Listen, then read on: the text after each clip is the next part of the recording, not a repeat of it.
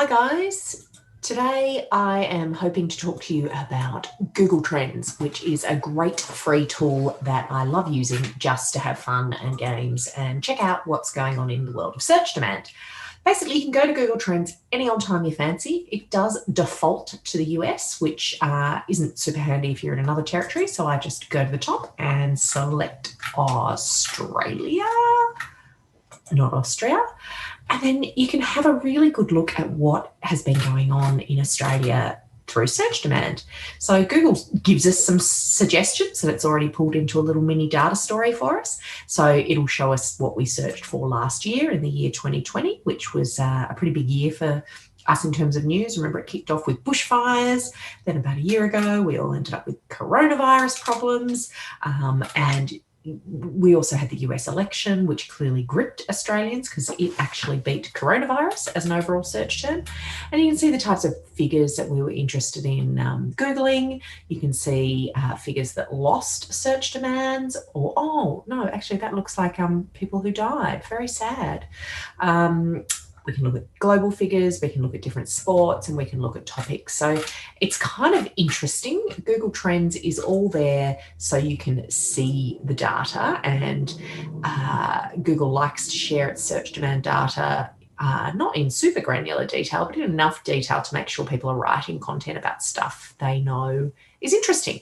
So here's another little pull-out they've done here, which is a worldwide trend of pho, ramen, and soba. So you can see that ramen has done quite well since 2004.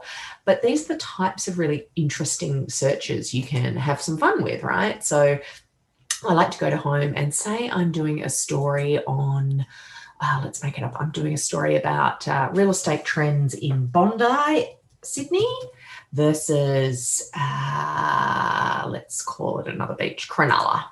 So what I might do as just a starting point for some fun is I'll just type in those two search terms to compare to each other. So unfortunately, it's defaulted back to the United States, so that's not going to be terribly helpful. So I will go back and select Australia. And what you'll be able to see is over the past 12 months, which of those beachy real estate terms has the most search demand. So you can see Bondi outperforms Cronulla in terms of search volume. And we can go back even longer. We can go back to 2004 if we want and really see how that trend has happened over time. And if you'll remember, Cronulla has had some big spikes, for example, when it might have had some riots. But generally, you can see that everything was going quite well. The gap plummeted probably about, a year ago when we had coronavirus. No one really wanted to Google any of the beaches. And it's grown since to probably spike in December, which is Christmas time, people possibly trying to work out which beach to go to, and so on and so forth. The other really interesting thing about Google Trends is you can sort of see breakdowns by region. So interest for Bondi is high in other states, interestingly, not in New South Wales. Let's look at interest for Cronulla. More people from Queensland are interested in Cronulla. So these are the types of interesting things you can find out. So when people search Bondi, Google tells us the related queries are Bondi Rescue, the Bondi Walk, Event Bondi Junction, which I assume is the cinema, Bondi Cafes.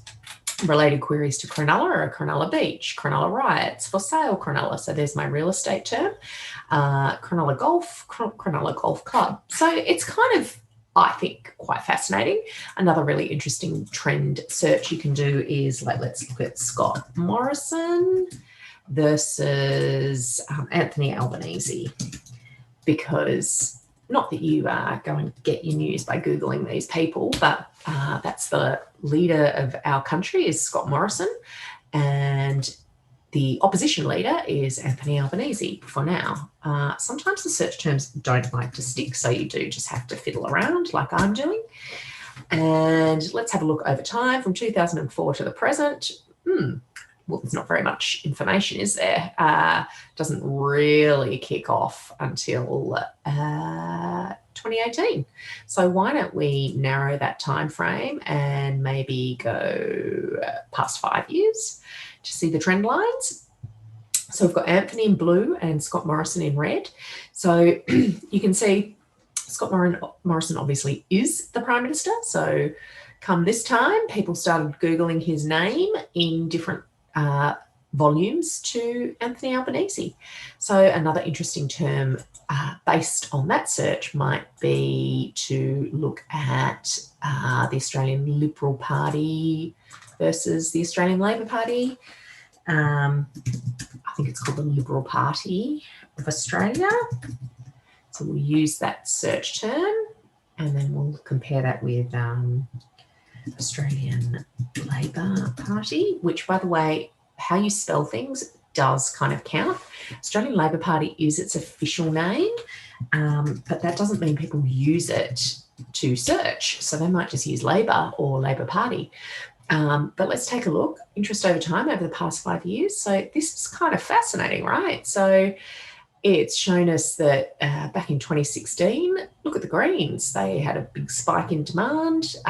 You can see it's all pretty neck and neck from party terms until we have sort of spike days like August last year, May last year, 2019, and then we get this big spike again in February this year for the Liberal Party. You can also have a look at the breakdowns by states, which is kind of fascinating as well, because you can see Western Australia, its interest for the Liberal Party is the highest, but bizarrely they just had the election that smashed the Labor Party back to winning.